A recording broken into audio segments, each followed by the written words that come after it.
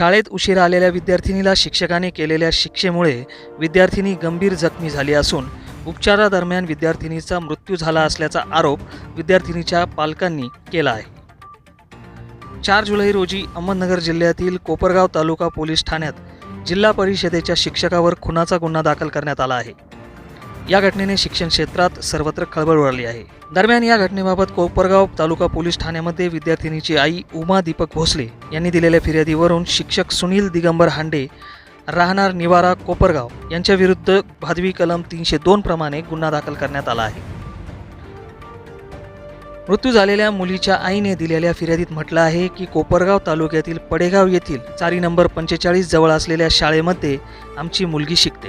विद्यार्थिनी कुमारी तृप्ती दीपक भोसले वय 9 वर्षे राहणार पडेगाव ही दिनांक 1 एप्रिल रोजी शाळेमध्ये उशिरा गेल्याने शिक्षक सुनील दिगंबर हांडे यांनी तृप्ती हिला वर्गाबाहेर उभे केले आणि तिच्या छातीत धक्का दिला। ती पायऱ्यांवरून खाली घसरून पडली। यात ती गंभीररित्या जखमी झाली। तसंच तिला पुढील उपचारासाठी रुग्णालयात दाखल करण्यात आलं होतं। मात्र उपचारादरम्यान विद्यार्थिनी तृप्तीचा दुर्दैवी मृत्यू झाला। या घटनेनंतर तिच्या पालकांनी पोलिसात गुन्हा दाखल केला आहे। तसंच शिक्षकांनी केलेल्या मारहाणीमुळेच मुलीचा मृत्यू झाला असल्याची तक्रार मुलीच्या आईने न्यायालयात दाखल केली होती।